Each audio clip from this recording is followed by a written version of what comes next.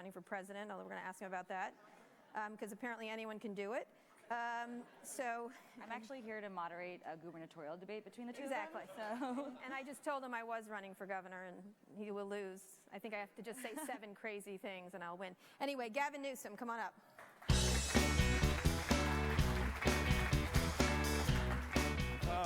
All right. Governor, huh? Not mayor? No, I just we feel had like you pegged for mayor. No, I just need more impact. Is that it? And I think so you're moving up? Yeah, and I think you're pretty easy to beat. It's the hair, isn't it? It's the hair, right now. Yeah, I have pretty good hair. So let's start right in on the election. Obviously, you're a politician, so you have something to say about it. How do you look at what's happened? And then we're going to talk specifically about California, because you're lieutenant governor, which I always forget, but you are. But tell us a little bit about your thoughts on where we are right now and what we do. One of the things, it's interesting. I was reminding myself, thinking the other day, of, what happened, right? We're all lamenting at what happened, and everybody is slicing this election. And is it economic anxiety? Was it nativism, xenophobia? What world are we living in?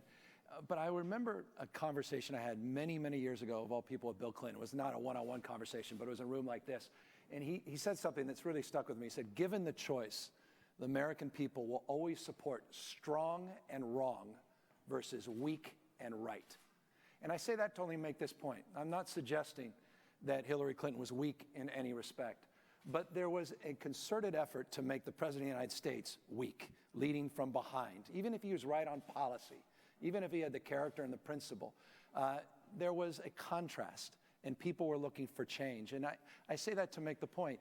At the end of the day, perhaps, to me, that's the biggest lesson. The clarity, the conviction, whether or not Trump was wrong, is secondary to his assuredness, to his ability to suggest somehow that he's going to protect all of you, the past, from the future, and somehow solve the problems that clearly he's going to realize and reconcile can't be solved so easily. Right. So where does the Democratic Party go? You're one of the...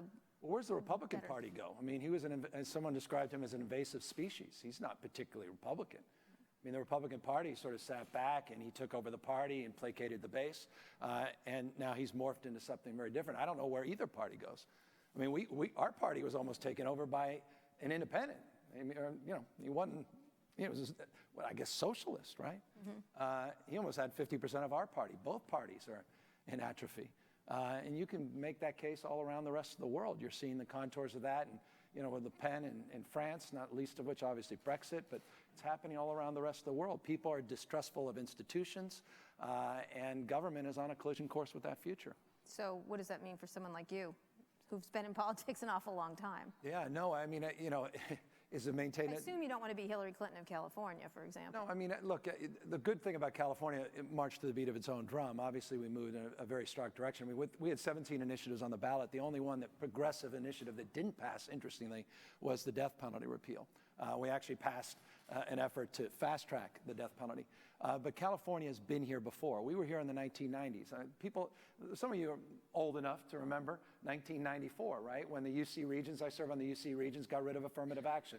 3 strikes, Prop 187, right? Talk about nativism and xenophobia. It was alive and well in California. And of course, we went through this process with the new guy, right? We had Schwarzenegger. He's going to solve everything. Don't worry.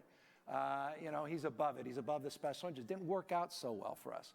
And we have, I think, rebounded. We've recalibrated from the 1990s. So in many respects, the future, we love to say about California, happens here first. Politically, I think it happened here first years and years and years ago. So it's a cautionary tale of the Republican Party, because I think it's the beginning of the end of the old Republican Party. And I think that's punctuated by Trump. But I think the old line Republican establishment are going to realize very quickly what they have and what they've done.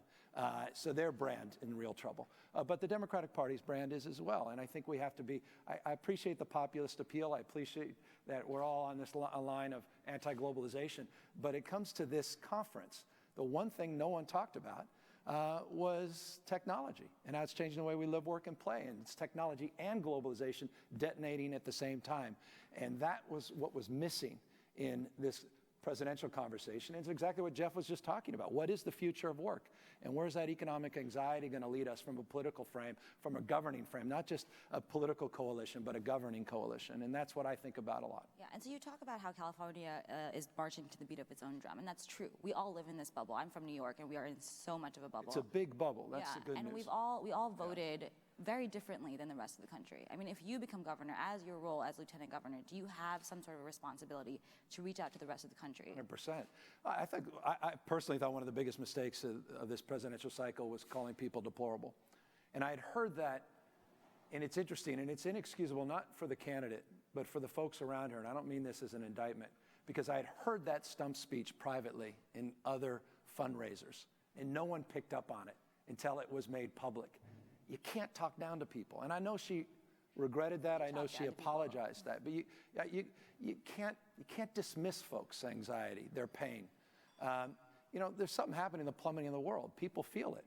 The world's radically changing. It's reorganizing. People call it the hinge moment, right? Demographic hinge moment, certainly.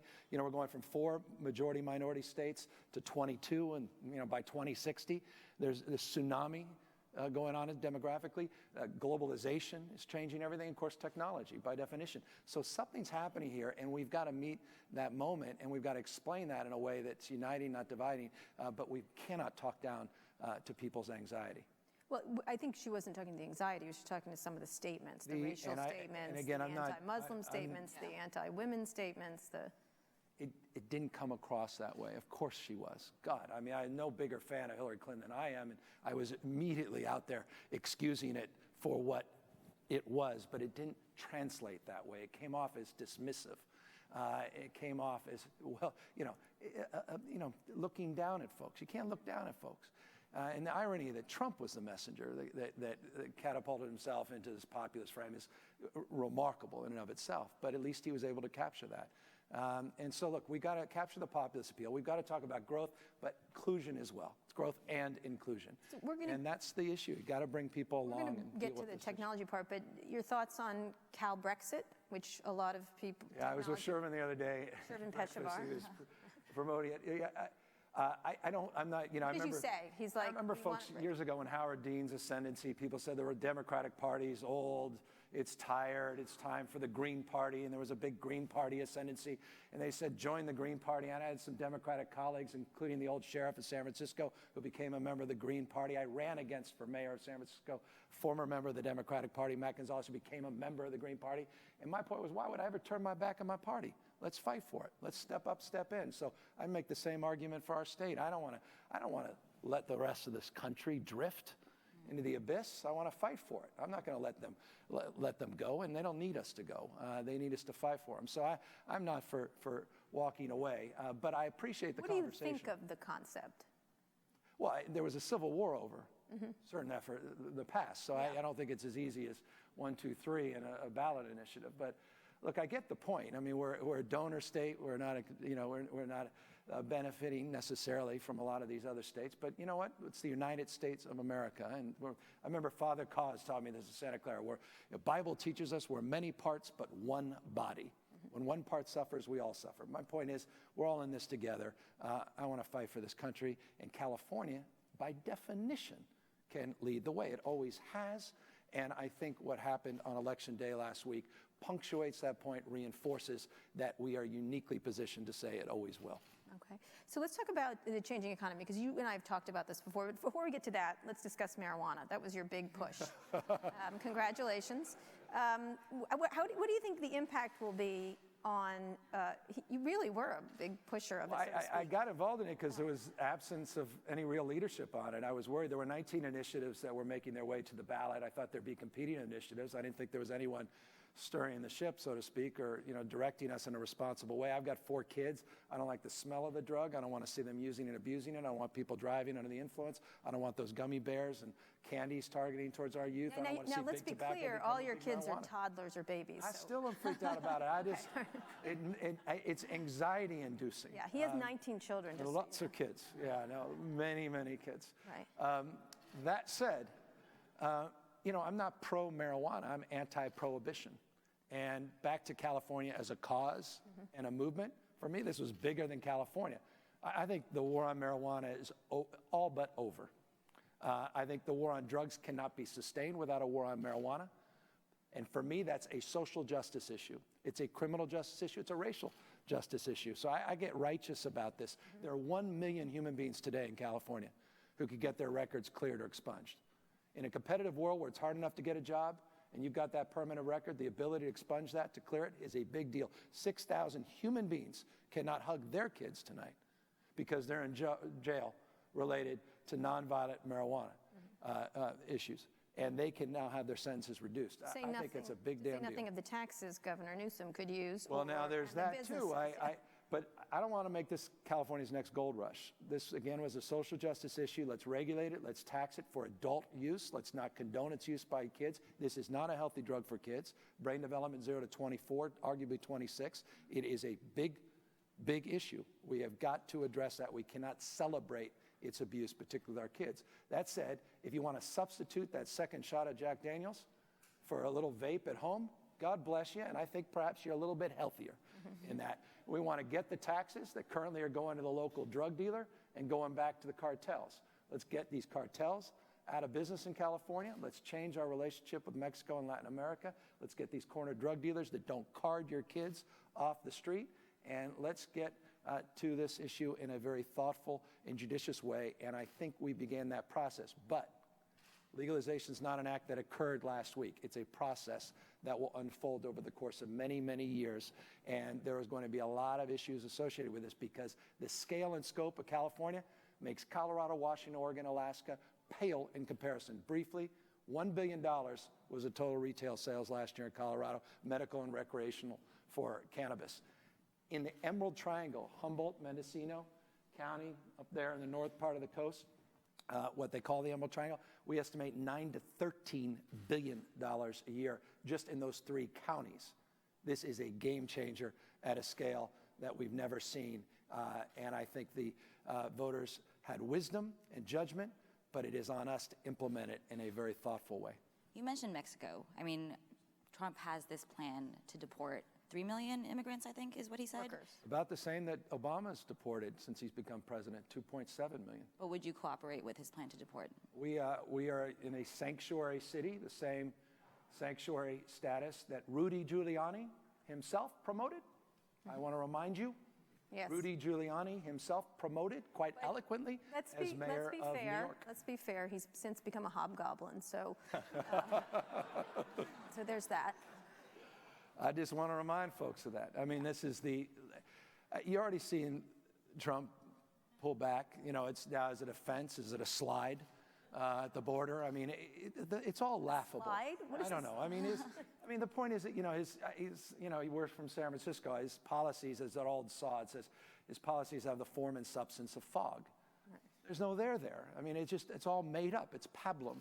He's Googling it as we know. Of course, if you have a guy like Bannon in there as the director of state, so to speak, for domestic affairs, yeah, I'm worried about that. And his ignorance is so pronounced and profound. They don't know what sanctuary policy is. They really don't. They can't defund sanctuary cities because there's nothing sanctuary cities are doing that is in any way, shape, or form contradicts with federal laws. And the reason I know that, don't think that, is because he's hardly the first person to try to defund sanctuary cities. Yet David Vitter and many others for years and years, every single congressional session, tried to defund us. Every single year he's shut down because he simply can't. Sanctuary policy says this: if people are here, regardless of their immigration status, we want them to be fully participatory in reporting crimes to keep you safe, and to making sure that people are getting vaccinated to keep you healthy, and to make sure we have a society that's civil and people are participatory. To the extent we can choose locally what we prioritize, our police department is told it's not their prioritization in terms of enforcement to do the federal government's job of deportation. That's all sanctuary policy does. That said, when people commit crimes, sanctuary cannot and should not be a shield for criminal behavior. And here's the nuance. That was the position of the Obama administration, and that is allegedly what was said on 60 Minutes by Trump, but I don't think he knows what he's saying. And I fear, to your point, that's a little bit of an understatement. That is not where he'll end up, where Obama has been, and he's been called the deporter-in-chief. Remember, the left has been attacking our president because he's been so aggressive. Clearly, Trump has to distinguish himself, and that is where we have to be vigilant and aggressive and make sure we push back. One of the issues around this is jobs, and the jobs that Americans don't want to do. A lot of the rhetoric around the election. Let's move to the gig economy, because this is something, again, that you've talked about. And you've talked about it we talked about it a year ago, the year before, is the idea of work designation and how it has to change. Obviously, California's been the center of this with we just had Stacey on stage, Uber, Lyft, there's so many of them, and many of them are started here. Yeah. So talk a little bit about the nature of work, because a lot of people feel no one's going to have regular jobs anymore. The challenges of technology, of robotics. I mean, a lot of people say about the Tesla factory, which Johanna knows all about, full of robots, full of it's great to have it here. I'll have you believe it's full of robots. Yeah, I'll have you believe. But this is the issue that this figuratively keeps me up at night. It's the issue none of us are talking about, right? A world that's going mobile, local, social, cloud, crowd, a world where, again, the nature of work, as you say, is radically changing. And it's, these participation platforms, these coordination platforms, it's all about peak production. Tom Friedman refers to this world as a 401k world, right? Defined contribution, no longer defined benefit. And an on-demand economy, then I imagine, requires a different kind of framework as it relates to workforce development. It require on-demand education, which means you have to radically rethink the old 18th century education system and make it more relevant to the world now we're living in. So it's a world of paralysis, taxi cab industry contrasted by rebirth, your Uber example, right? Going from something old to something new. And those whitewaters of change are being felt disproportionately in our Rust Belt, in the Central Valley in California. Again, if this were an electoral college, California would not be thinking we're doing all that great. Right. With all due respect, we would have lost this election. We just have the population on the coast, right? Primarily a coastal economy and an inland economy, living in two different worlds in the same state. None of us are talking about this. The question we don't ask, and as a consequence we don't answer, is what world are we living in? What are the trend lines that define this world? How can we, as Californians, take advantage of those trend lines? And I will say this with respect. I serve on the UC, as I noted a moment ago, and the CSU. We're just paving over the old cow path. I made a comment the other day that was not well received. I said, we were sitting there patting ourselves on the back saying, we run the Shanghai Index, we got this and that, we're this celebrated. I said, it reminds me of what the Kodak Board of Directors must have sounded like, 20 years ago, right? We got this. In a world where, we don't have a monopoly on higher ed any longer. You've seen the contours of the change in General Assembly, all these new ways of, people, they're not interested in a degree anymore. That's not a proxy for a job. It almost guarantees one thing, debt. So again, it's a new conversation. It's a conversation we didn't have in the presidential. We need to have it here in California. Talk about the gig economy here. Let's use Uber as an example, which, people have great things to say. They like it. At the same time, there's all these abuses, and are they creating a permanent underclass? There's all kinds of issues. How do you look at a company like Uber specifically? Well, they're meeting demand in some respects we didn't even know we had. Right. They're creating it. And they should be complimented for that. At the end of the day, the tech genie's out of the bottle. You can't put it back in. Right, but what about the benefits that the drivers don't have? We're going to have to address the issues of retirement security writ large. And that's, again, we have rules that no longer are relevant to the world we're living in. Our regulatory system can't keep up. You're seeing it certainly here intensely with the Airbnb debate. And now we're catching up, obviously, to Uber, the issue of driverless cars. Yeah. A couple of years ago, we couldn't even test them in California because we didn't even have the rules for the quote-unquote road. So our education system's not keeping up. Our regulatory system certainly is not keeping up. And our mindset is still stuck in a world that no longer exists. So we're talking about toolkits, or tools in an old toolkit that aren't going to meet the need. Look, when I was mayor, we had the highest minimum wage in the United States. We had the first paid sick leave. We had universal preschool, universal health care, regardless immigration status. All these things are table stakes.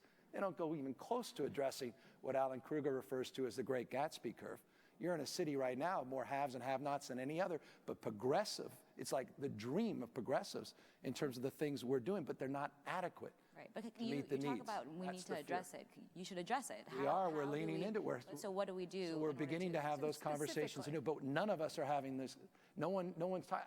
I've been a part of a salon with all these fancy folks that you guys have up here about the future of work, and every single one of them end with a dystopia outlook where, okay, everyone goes back to a default, we're going to need basic income, which is pretty, I mean, that sort of sums up. Wait, so you're with fancy people where?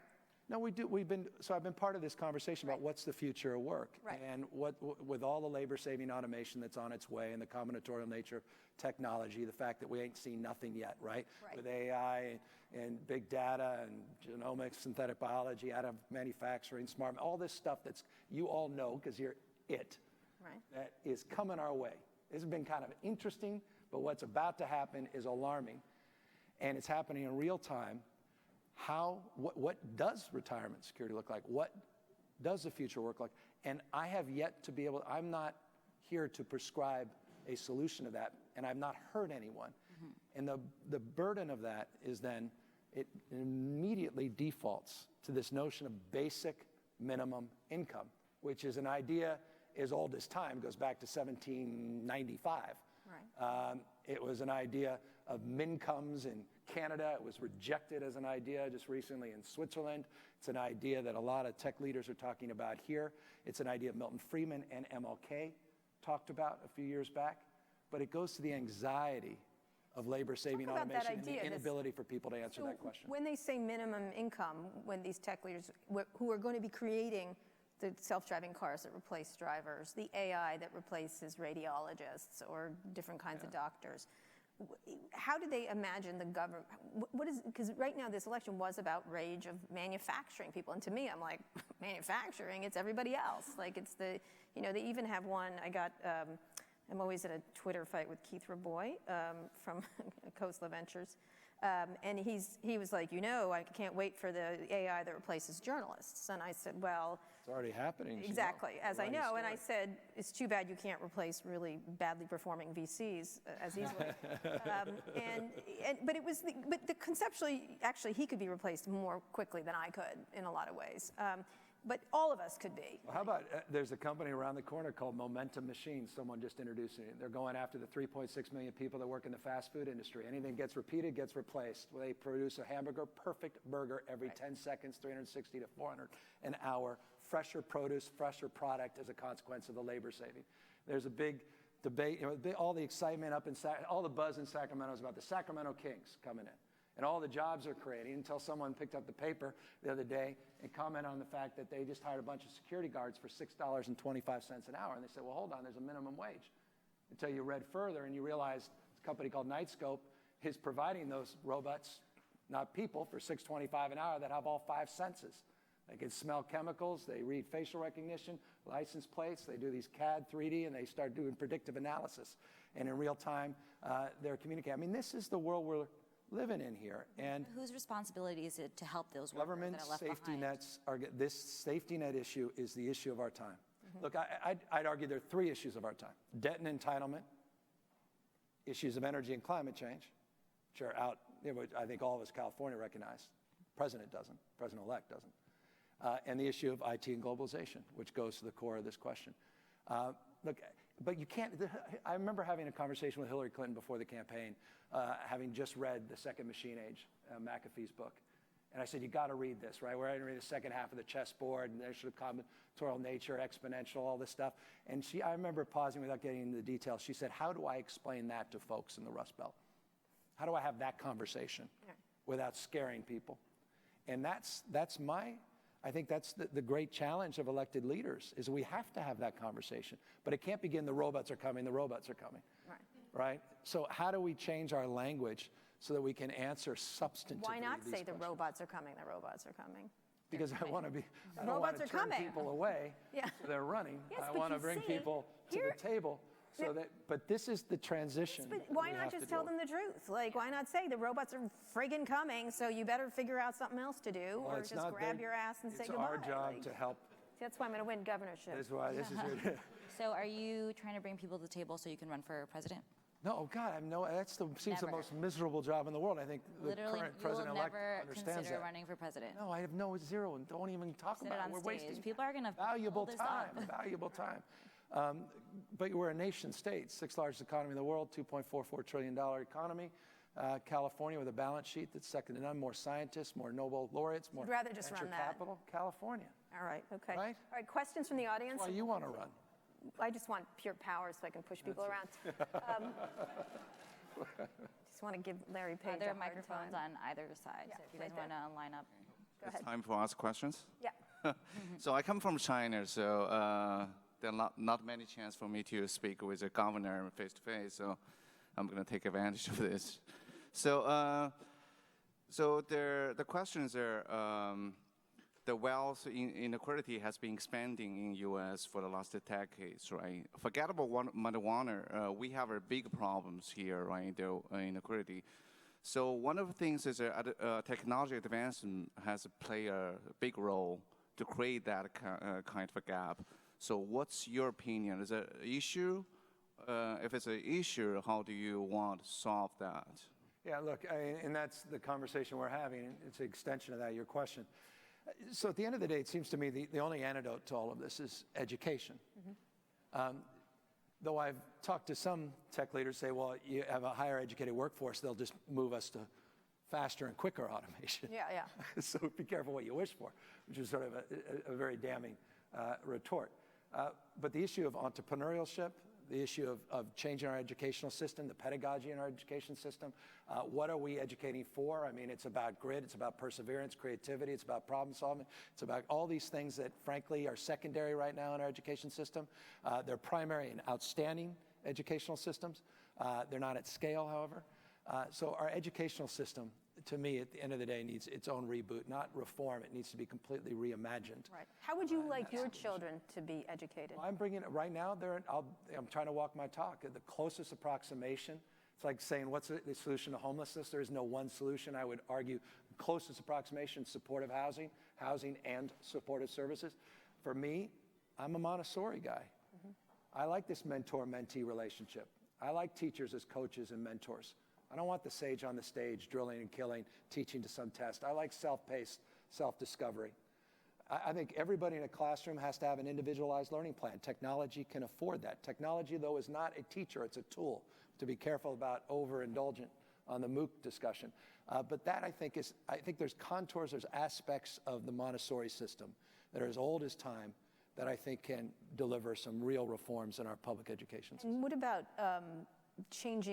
absolutely changing, there's a lot of schools in San Francisco now that are all maker schools, or the idea that everybody should be an entrepreneur. Now everyone can't be an entrepreneur, right. But does everyone sort of have to be one? No, but not everyone has to be. And look, and I will say, we have to be careful too. This is sort of an elitist conversation, entrepreneurialism. I was fortunate. I have 20 small businesses, close to 1,000 folks, and I honestly say that not to impress you, to press upon you, a passion for entrepreneurialism. But I had the luxury of doing that out of college, because if I failed, I could still sleep in that second bedroom at my mom's apartment in the Marina District. Entrepreneurialism for a lot of folks is a luxury, and they don't have that luxury when they have massive student debt. They don't have that luxury when they have to work that second job and can't afford necessarily to give up that night shift. And so we have to be careful. But that said, those entrepreneurial tendencies and those maker tendencies are critical to restore those vocational framework that we've lost so much of, are critical to restore. Germany, of course, is a wonderful example of that. California, we've been leaning modestly into that direction. But the one great golden goose of California is not the UCs and CSUs. It gets so much attention. They'll take care of themselves reasonably. It's the community college system. It is the backbone of our education system. It's the current and future, what this state looks like and what it will look like in the future. And it's so underutilized to connect these regional economic development strategies with regional workforce development strategies and to really retool that vocational element into our community college. There's a great, and I'll tell you this, for tech leaders, I wish you'd spend a little less time on UC and CSU. I say I love you, but focus on your community colleges. They're desperate for that kind of philanthropic thrust. You may not get to the fancy party, or you may not get invited to that fancy lecture, or get that big name on the fancy hall, but you can change the lives and trajectory for millions and millions of folks, I think, in a much more cost-efficient manner. Please focus on the community college system.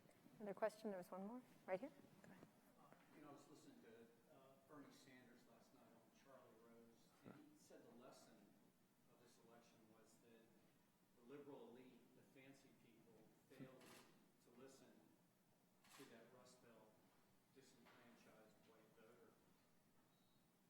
And we're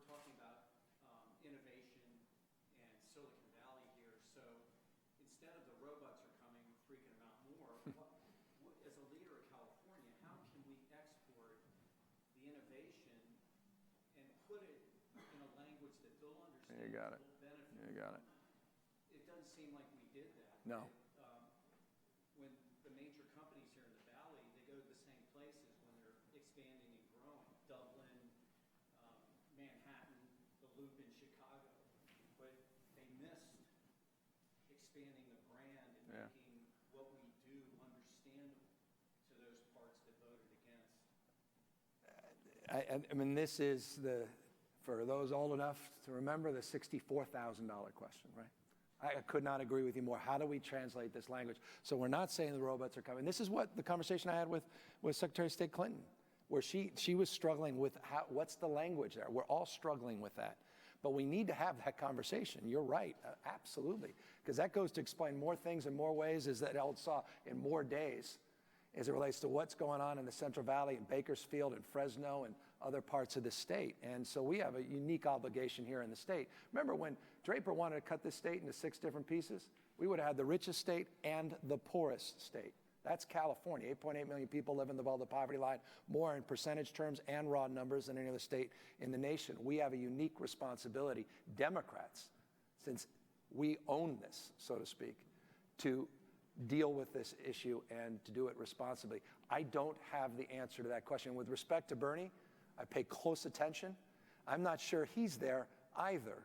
And so we've got, I think, our work cut out for us, and that's exactly where we need to go. Would it be pro bono to bring TaskRabbit and Uber to those rural counties in Wisconsin and Pennsylvania and Michigan, or bring Smart and Connected to Modesto and San Joaquin Valley? Would that be a smart strategy, that kind of investment, even maybe if the margins or the profit aren't there, just to show the benefit? Yeah. Well, they're experiencing the consequences directly, so they might as well experience some of the benefit directly. So I couldn't agree with you more. Will they? So And so any economic development strategy that doesn't include that rural component to begin to bridge that divide is not a sincere strategy. And it's incumbent upon me to begin to substantively address that. Otherwise, you should turn away from folks like me and look for the next best thing that could begin to address that issue in a more meaningful and granular way. So final question then. Should Apple was attacked by Trump, Amazon, lots of California companies are getting attacked by the Trump administration. You obviously have to defend them as governor or as Yeah, I get very defensive about our state.